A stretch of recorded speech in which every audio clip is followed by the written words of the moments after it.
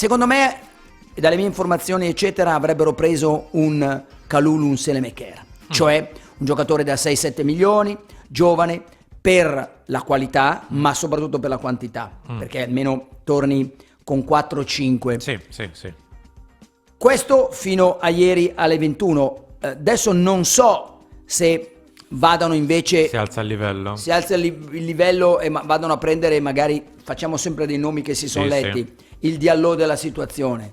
Io che spendano 25-28 milioni di euro con l'obiettivo a giugno di prendere Bremer e quindi spendere in 4 mesi 50 milioni per i 2 difensori centrali, prima vuoi vederlo e poi ho qualche commentarlo. dubbio, ecco, proprio come filosofia e strategia. Ok. Se volete intervenire in diretta, come sta facendo tra pochissimi secondi il primo tifoso in linea con noi, 0249428479, il numero lo vedete, è sempre il solito in sovraimpressione. Pronto? Buonasera direttore, buonasera Carlo, sono Silvano. Ciao. Buonasera. Silvano. Prego. Buonasera a voi. Il mio intervento di stasera inizialmente voleva essere sul 7,5 che Carlo stamattina aveva dato a Fernandez in pagella, però alla luce dei fatti volevo indirizzare la mia attenzione su un'altra cosa.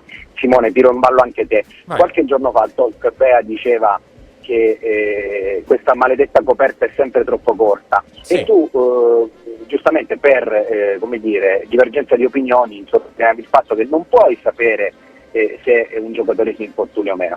Ebbene, si è verificato quello che si è verificato e pertanto questa coperta risulta molto corta. Allora vi chiedo, il pensiero mio, opinione mia, al 3 gennaio il Milan doveva avere già un contratto in mano di un difensore firmato. Non devi aspettare che si va a rompere l'ennesimo giocatore, vuoi per sfortuna, vuoi per tutti i discorsi che abbiamo fatto 1000 volte, vuoi perché ieri San Siro è un campo di patate. Non puoi aspettare, tu al 3 gennaio dovevi farti trovare pronto con il contratto di un giocatore firmato e non il Pellegrini di turno o il Salemakers di turno o il Kalulu di turno. Io il video di Carlo di qualche ora fa l'ho seguito, di un difensore pronto, fatto e finito, perché è lì che si vede l'ambizione di una proprietà, l'ambizione di una società che vuole vincere, perché siamo lì vicino, no? Siamo a un passo, io la vedo sempre così, a un passo che dalla vittoria, dal credere di poter vincere, ogni volta regolarmente c'è qualcosa che ci fa ritornare indietro di 10 passi. Ok. Cioè, non lo so, io l'opinione mia è che tu dovevi già essere pronto per una situazione del genere, cioè aveva ragione Bea quando diceva non puoi farti trovare non pronto ad una situazione che si potrà verificare. È vero quello che dici tu Simone, non possiamo avere una rosa di 35 giocatori, però al 3 gennaio un contratto di un difensore firmato dovevi già averlo.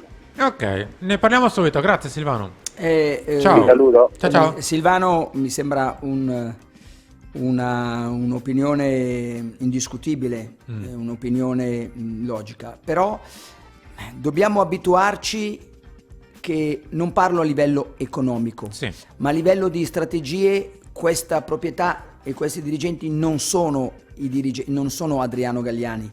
Adriano Galliani, ti ricordi, se c'era la parvenza di un giocatore che poteva avere raffreddore, prendeva subito l'alternativa.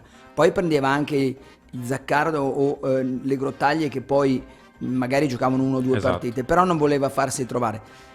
Il ragionamento di Silvano, anch'io pensavo magari che subito a gennaio averlo, però perché Kier si fa male il 1° dicembre, quindi hai un mesetto prima dell'inizio del mercato. Però il ragionamento del Milan era ci interessano dei giocatori che potrebbero, loro guardano sempre molto importante la parte economica, cioè il Diallo non lo vanno a prendere il 10 di gennaio, come diceva Silvano, il 1 di gennaio, che non te lo prestano o devi tirar fuori 25 milioni di euro. Okay. Non lo fanno.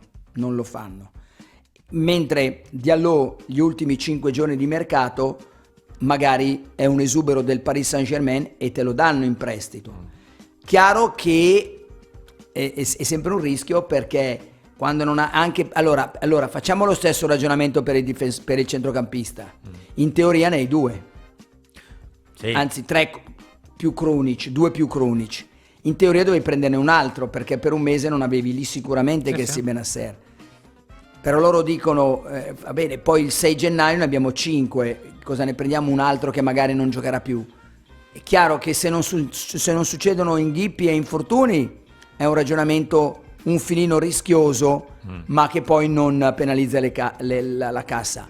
In questo caso, però voglio sapere il tuo parere, Simone. No, io sono d'accordo in parte io non seguo spesso i vostri talk, quindi quando parlate con Beatrice non so da che parte stavi tu o no.